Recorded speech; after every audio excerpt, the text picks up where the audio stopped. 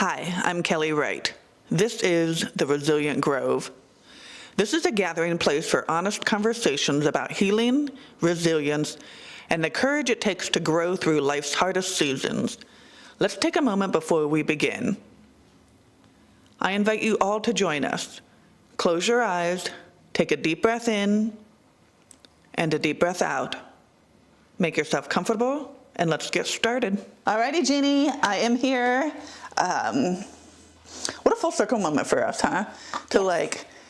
I was thinking about this, how I wanted to segue into our conversation is that, you hired me, I worked for you, and then now we have a mutual respect for each other's businesses and we support each other that way. Yes. And I think that's pretty awesome. It is because very you don't really awesome. see a lot of females supporting each other. Yep. Especially female business owners supporting each other. Yeah. So I really think that we give ourselves props for 100%. supporting each other. Yes. So you have worn many hats. Go ahead, start and share a little bit about your personal and your professional background. What led you to get to Stretch Lab? Okay, it's been a journey, as always. Okay, I'll start with a little bit about my background, myself. Married to Dale happily married to Dale we just had our 25th wedding anniversary. I saw that. Last summer. Yes. Which was cool. We are parents to four-footed, so we have always had a dog in the house. I have horses, which I'm sure we'll talk about in a little bit. So no kids, but definitely love our four-footed children. I grew up, I've always lived, most of my adult life I've lived in the Cleveland area. I grew up actually though on a farm in Northeast Ohio, Ashtabula County area. Yeah. So we had cows, horses, 350 acres, large So you went farm. from the farm into the big city of Cleveland. I did, yeah. What made you leave the Ashtabula to go to Cleveland? Well, I had to stop. I went to I graduated from The Ohio State University in Columbus. I graduated with a BA in communications.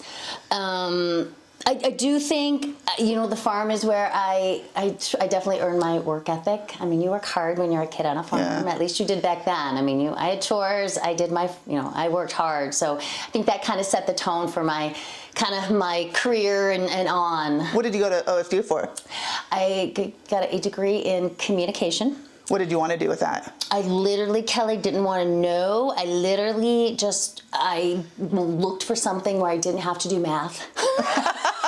Okay. Terrible at math. I think algebra in high school scarred me for life, and I just not good with math. So I'm like, what degree could I get where I have to do as little math as possible? So that was just me. I chose OT over PT because of the math. See? Yeah, I get That's why we bond. Yes. Go ahead. Yeah. So after so when did you start working for Medical Mutual? Well, the funny thing was how I kind of stumbled into my career was, so I had degree in communication, right? Which really, does that prepare you for anything? Not really. So I just answered, at least at the time. It may have changed then, but so I literally just started. And so to answer your earlier question, I knew I didn't, obviously when I graduated from Ohio State, I moved back home for a while, but I knew I did not want to live, I needed a faster paced environment. Yeah. My best friend lived here in Cleveland. You're a big city girl. Yeah. I'm like, I got to move to the city. Yeah. And it's still close enough where I was still, I'm an hour and a half from home. Right. So I don't know that I could have ever moved to New York or Chicago or a big city. But, I was close enough. So I just started answering, I actually answered a blind ad in the paper. And this was the early 90s. And it was for customer service. But it was when it was Medical Mutual was then Blue Cross Blue Shield. Okay. So, it was, I don't think, there was so much going on with insurance. I mean, it was kind of the enemy at the time, health insurance, they weren't paid bills, blah, blah, blah. So it was blind ad. I didn't know what I was getting into. I came in. I think it's still the enemy. Yeah, kind of. Sometimes I think. Yeah. Sometimes I think so. Go ahead. So I just kind of came in, interviewed there and started out in customer service. And I truly never left. I never left that industry my whole career. So in a sense that the communications helped you because you had to develop communicating, talking to clients and customers and building your following like that? Absolutely. So that, okay, I could see that. Okay. It did. It was a good, and writing, good writing, I So you did that all the way through your career, and then what was the defining moment that you were like, you know what, I'm done with this, I need to open a business? I think probably a few defining moments. I think I just got burned out, definitely. And I worked for several several different organizations. I was in insurance, you're either on the carrier side, which is like the Medical Mutual, the MetLifes of the world, or the broker side, which is where you advise which insurance to take. So I lived on both sides, so I kind of had a lot of good variety there. I ended up, the latter part of my career was all in sales, which enabled me to make a good living for myself. So I started to just get burned out. I've been doing kind of the same thing for so many years. And COVID, and so many people say this, right? How everybody got enlightened during COVID. Everybody says that. I think I did because, everything slowed down. We had to work from home. So basically it opened up an opportunity for you to change. I think so, because I felt like I started just not, I literally, like when I was at MetLife, I spent 15 years, I think, at MetLife. I loved my job. Like I loved it. I loved the people. I loved what I did. Loved my job. And then, I went to Medical Mutual, worked there for a while, still liked it. But then, when COVID hit, most of my job was being out in the field, talking to people, entertaining. I went to lunches, dinners, meetings outside in the field. Well, when you're sitting in front of a computer for 8 hours a day at home, I was miserable. I was one of those people who I wanted because everything then became virtual, so you couldn't, you were out in the field anymore. Yeah, it was no fun. It was no fun anymore in my job. So I just started thinking, it's time to do something else. So the defining moment was, unfortunately, during that whole time too, I lost both of my parents. Not from COVID, but my mom passed away before COVID even started, and then my dad. They had been married 65 years. They had just an amazing marriage and relationship, which I think also kind of helped me to kind of see how good that was, right? And I just think truly, my dad only lived 18 months after my mom passed, and I truly think it's because he didn't know what to do without it. They were always together. They were never apart. So, fortunately, we had, my family was not wealthy by any means. We had a farm, but we did have land, we had land. So land is worth something. So it left me with a little bit of an inheritance. And that is what I used to. So what made you, what was the, why a franchise? What made you decide, okay, I want to open a business, let me do a franchise? Because I knew that I didn't certainly know how to run a small business, and I felt like a franchise would give me, the structure, the background of it all, and the support that I needed. So how did you, I remember asking this at one point, how did you even know that there were franchise, consultants that even knew how to look for that? How did I find that franchise? Because that's a good question. Because that's what you went, the route you went. Yeah, I did. I found a consultant. I must have just Googled it or something. I think back then that wasn't that long, 5-6 years ago. So I guess if you're in the market of looking for a franchise, you would find the people that will help you. Yeah. So so he lays out here's the menu of franchises you can buy. He does. He kind of lays out. I had to answer a questionnaire, what I was looking for, what I hoped to achieve. And then we narrowed it down, and I gave him 2 areas of it, because if I was going to do something, it had to be something I was passionate about, I was interested in. So it was either pets, love animals, or and we looked at a lot of pet boarding, there's all kinds of stuff with pets, which is definitely a good way to go, because that's a huge industry right now. And then I said wellness or health or fitness, because always had I've always tried to be fit. I've always had an interest in that. So those were my 2 areas. So he gave me several different franchises to look at in those 2 industries, and at first I kind of flew past Stretch Lab because what is that? Never heard of it. Didn't know what it was. And then I went back to it and watched a couple of videos. Were some of the other names recognizable to you that you saw, that you knew? I know, and I'm trying to think. I know I did look at Hand and Stone. Oh, okay. I looked at a couple of others, or recognizable, or I knew what they were. Like dog boarding or kennel, so you go back to watch a video? So I did. I went back to watch it, and I was like, oh. And then I just started thinking, I'm like, that's genius, because I truly do believe everyone needs to stretch. No one does it. What year is this, by the way? This would have been 2001. No, excuse me, 2021. 2021. Oh, 2021. Okay. So they had been in business already for 5 or 6 years. Yeah. Okay. And they were just starting to spread out. They wanted to build more. Yeah, right. To build and go Okay. Started in California. So you start thinking oh my gosh, this is a business that people actually need. We need it. Yeah. We need it. We can help them. And at that time, there was nothing around this area, right? No, that was the other thing I liked. Oh, there's no competition. Because, you know, a lot Where was the closest one before you came here? The first stretch lab was in Hudson. Okay. And it literally, when I first started looking, it had just opened, like literally just opened. And then there was, the only other one in Ohio was in Centerville, Ohio, which is by Dayton. And that was it in Ohio. So, really? Yeah, that was it.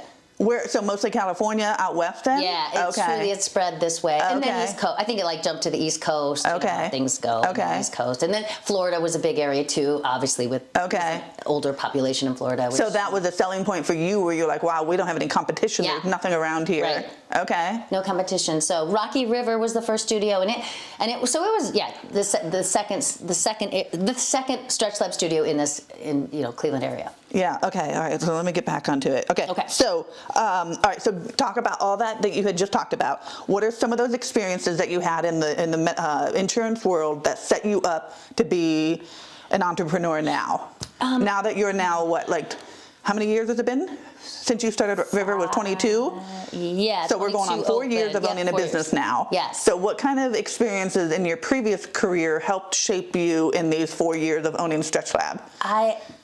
I felt like, and this was kind of blind naivety, you know the word? Yeah, naivety, yeah. Definitely, because I felt like in my career, I had been successful tackling different components of it. So I think I was like, well, I did that. Look how successful I was there. How hard is this going to be? Look how successful. Yeah. I'm great. You know, I had developed, relationship skills. My whole job was about talking to people and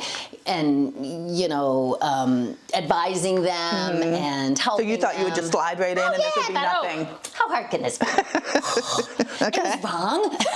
So tell me, give me an example of when you first opened River. If you could remember, what was a challenge that you were just like, whoa, like I'm not ready for this one? Even before I opened, just trying to figure out, because you don't know what you don't know, and I had no, and yes, the franchise is there for support, but they weren't there. They were for support to how to run the model, but not as far as running a new business. Like, I had no idea about setting up with, there's taxes involved. I had no idea about any of that stuff. Taxes. So is that how you ended up hiring Scott?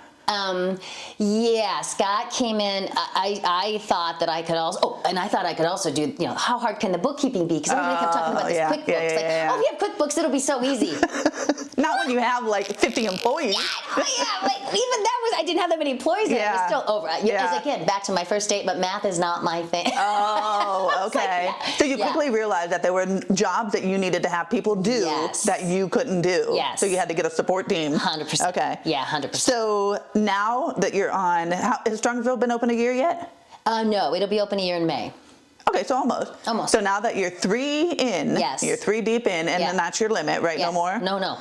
No. What's different now than what it was when you opened River? So it's a business, 3 is a business. It's overwhelming. I constantly used to get asked, not lately, but do you regret what you did, leaving that corporate job where I had a solid paycheck, I had it, I 401k was building. I mean, do you regret what you did? And I think the last few years I've said I wish I would have just did one because one is manageable. So let's go back to that. So Stretch Lab is their platform, I guess, is a 1, a 3, or 7? Basically, yes. Okay. So when they offer this to you, they say, okay, you can do 1, you can do 3, or you can do 7. What made you decide on 3? So I was planning to do just 1. That was my goal. And of course, they, when you go visit them, they, they try to talk you into it. They try to talk you into it. And then of course, I have a husband. I still blame him to this day. I'm like, you had me do 3 because he's a bigger go home. He has a go big or go home mentality. Okay. So he kind of. Is he biting his tongue now that he said that? Has. Really? Yes, he has, because it's not much. Yeah. Because 1 would have been, in all respects more manageable with just the job and as well as financially. I mean, I have bitten off a lot financially to 2. Opening 3 is a lot. It's a whole lot. So, yeah. Tough. Yeah. It's tough. So that would be your only thing you would wish you could go back and just do 1? Yeah. Okay. Yeah, probably. What are some of the most important lessons that you've learned as a business owner? I hate to even say this, but I think one of the lessons I've had to learn is not to be so trusting. I'm naive. I know, we've talked about that. Yeah, you and I have talked about it. I keep getting burned in different ways. Like I think I get burned by an employee that does something, and then so I change that way of doing it, but then something else pops up. I know. It's hard to know who the leeches are, and who is there for you genuinely. Yes. I know, and I think anybody could probably say that, but as a business owner, we're more vulnerable, because we have more opportunities for people to take from us. And I'm just always surprised when they do. I'm surprised when they do. Like, are you kidding me? I know. Okay. By the way, I'm wearing something that you bought me. Oh! Yes. Yay. This is one of my favorite things. I love the whole thing. I know, I love those little things and too. And it's just very soft inside here. So, okay. What challenges have you had that became pivotal learning moments for you? Challenges that I had, well, probably some of I was just about to say that. Those were, and they were learning moments. So let's talk about that. So, I mean, over the course of the 3 years, just from when I worked there, there's been quite a few people who copied Stretch Lab's model to make it their own. How do you, like as a human, how do you not take that personal? So, like when you say that you're too trusting, like obviously that's affecting you, right? Right. So how do you separate that? I mean, I don't know that I've had an individual do that too often. We had a few people that left or that were still there, maybe we're trying to do a little bit on their own. But I mean, we've had other, like in motion, I think, talk about one of my competitors. Oh, yeah. That is one that came along after we opened, and they opened up right in, near us. And a lot of massage places were starting to offer stretching. A lot of massage places. So we definitely now we have competition now. I mean, which I knew would happen. I knew when I opened River, I'm like, okay, we have to take advantage of this while we have no. So you knew that was going to happen. So our challenge is just to be the best, the best possible out there doing it, which I think I still fully believe we are. How do you, as a business owner, to go back to those people that we talked about, the ones that were leaving and taking the Stretch Lab model. Knowing that you hired them, you trusted them, and then they turn around and they go do that. Like as a human, that's so disappointing, right? It is. It truly is. So how do you handle that? Like after, we won't use names, but that most recent experience that we just talked about with that person who took all that. Right. Literally lied to you about why she had to leave to turn around and go and just create something that she was doing with you. Right. How did you work through that? A couple different avenues. I had a couple, which I probably don't want to talk about right here, but I think but where I mostly came to was just, we just have to be the best we can be. And we are, so, I mean, you just have to keep rising up. Keep rising up. So, I agree. And that's kind of for me, too, is I've had a lot of people try to copy me. And people will say, well, that's so flattering because they're taking what you taught them. It's like, but they stole. They literally stole. It's not authentic, right? Right. How is that right? And again, like we talked about, how someone, especially if you're in our business, which is health and wellness, to be deceitful. I know. And try to then sell yourself as a wellness person? I know. Agreed. Yeah, that's tough to swallow. All right, so let's talk about what it's like to be a female business owner. Oh. So going from a insurance-based, which you probably had both men and women in there, right? Yes. Okay. So going into now being a female business owner, not a lot of business owners are women, right? Have you had any? There's more. More now, Any challenges as far as dealing with men or other business owners because you're a female? I don't really. Do you feel respected? Feel like I have. Yes, I do. I think I've always attacked my life. I do remember when I started in insurance, again, early 90s. I don't think I ever felt, some people, I don't think I ever felt sexism. I guess I should say that. You felt equal the whole time. But I think it was just my thought process. I think I always knew that I had to work harder, maybe work longer hours. I wasn't the smartest, I wasn't the brightest, and I wasn't a man. So I think I think that's just what I did. You found your way. And I didn't I didn't have a grudge about it. I just, well, I'll just work harder and I'll show them, and I did it, and I still kind of have that attitude today. So as far as Stretch Lab owners go, is there a good mix of both men and women? There is. One of the things that's a little different about me is I would say the majority go into this as a couple. Like, I know a lot of couples doing this. I think the Hudson people are husband and wife, aren't they? I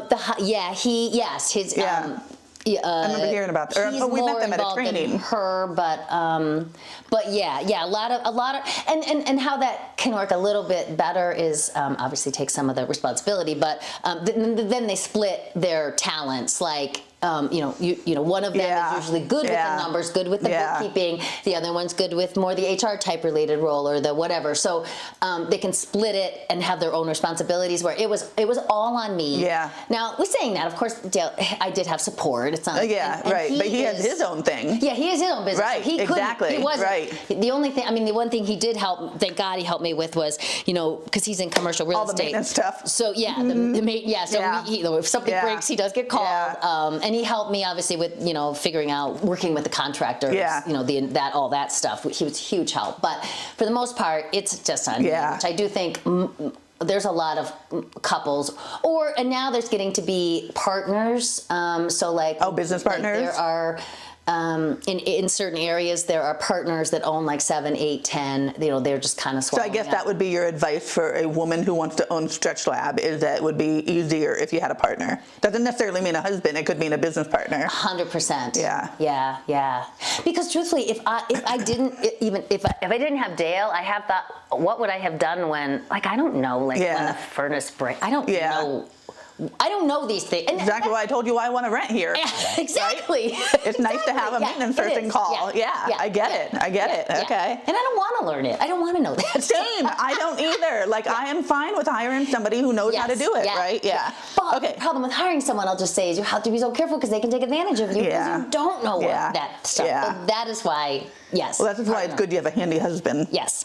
All right, so let's flip the script. Okay. How do you practice self-care, and how do you model that for your staff? Okay, I am a huge believer in self-care. Preach it every day. I think I take pretty good care. One thing I always liked about you is that you did come in for a stretch. It wasn't just for training.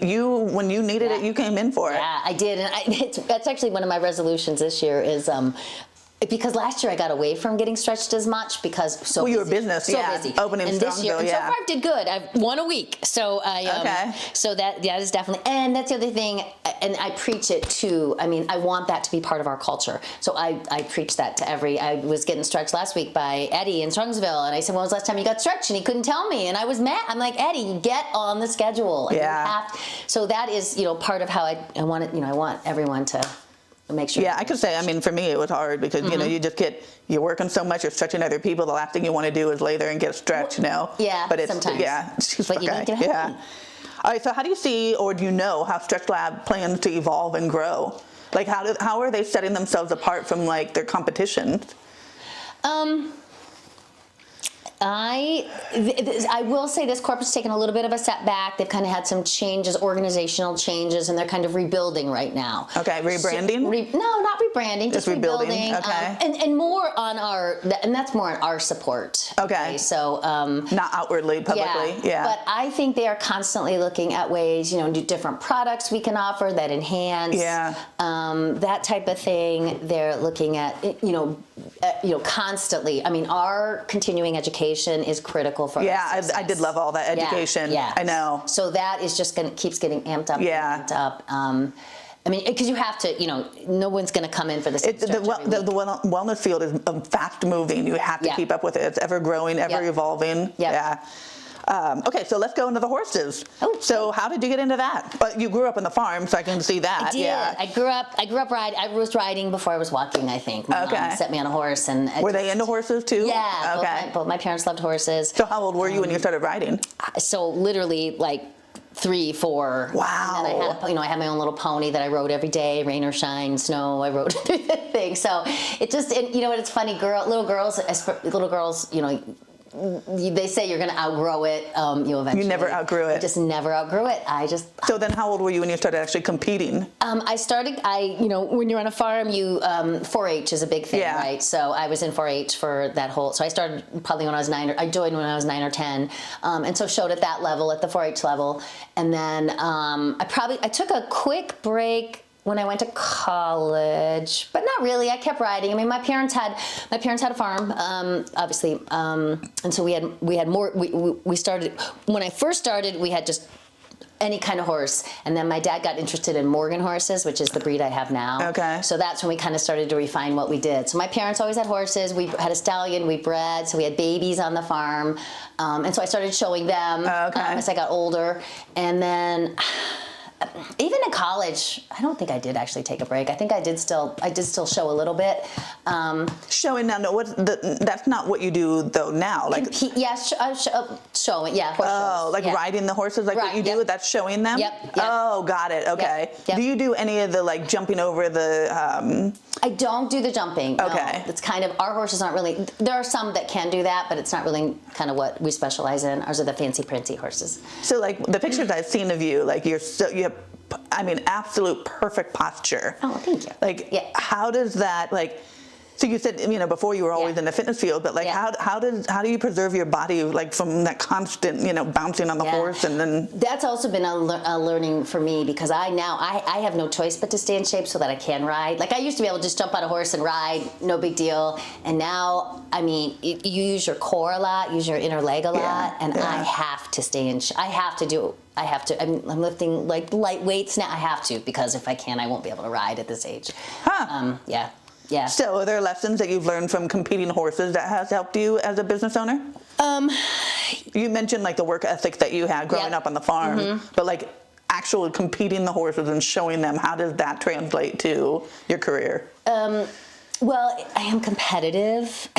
Oh, okay. So it kind of... It's like that fuel for you. That has translated into my whole entire life. So like I'm competitive with the horses. Yeah. I was competitive in my corporate world, and when I was in sales, I wanted to be on the top of that leader list, and now I'm competitive. I mean, Stretch Lab puts out, and I used to have these conversations. I know. Like, you're like, quit worrying about what everybody else is doing. I'm like, I can't help it. And I don't like the fact that they do that and they almost want to make you guys compete against each other. Like, for me, it's counterintuitive because you're trying to grow your business. Right. And then you're trying to compete the owners together. Yeah. Like, that just didn't make sense to me. And I could see how stressed out it was making you. Hudson has so much more. What are we doing? I know. I was just like, wow. But I do want to say, like, to give you credit for making a change at your age and jumping into something that you've never done before, and you were just like, why not? That's fucking awesome, right? Like, for a woman to just decide, like, hey, you know what? I'm going to do something new, right? So that's pretty awesome. So what advice? I forget that. I'm like, sometimes, because I usually just think I'm crazy. Like, why did I do this? But it's because you have that energy of just like, you just have so much energy, you just want to give back, you just want to give, you got to do something with it all. Yeah. All right, so what advice would you give to women, not necessarily Stretch Lab, but just women who want to own a business?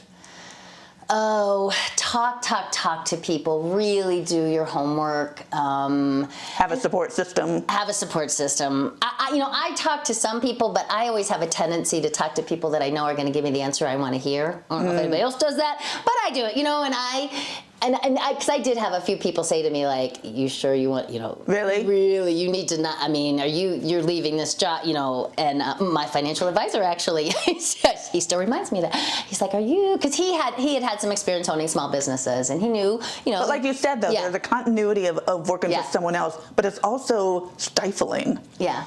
And so you get to a point where you're like, listen, do I want to grow on my own, or do I want to keep being stifled? And that's it. And stifling is a good word. That is that is how I felt with stifling. Yeah. Yeah.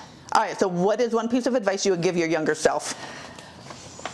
Whatever age you want to be. Yeah, the biggest is not to be so hard on yourself. I love that. And we do that as women. So are you going to take that lesson and move forward with that? Don't be so hard on yourself. I feel like I've gotten better. You have gotten better. Yes. I have gotten better. And it's a process, for sure. It is a process. So I'm pleased I've gotten better at it. I still struggle with it. I was having a moment a week ago, like, you know, and but yeah, do not be so hard on yourself. Don't be so Give hard on yourself yourself. grace. Yeah. Give yourself grace. I love that. Yes. All right, Jeannie. Oh,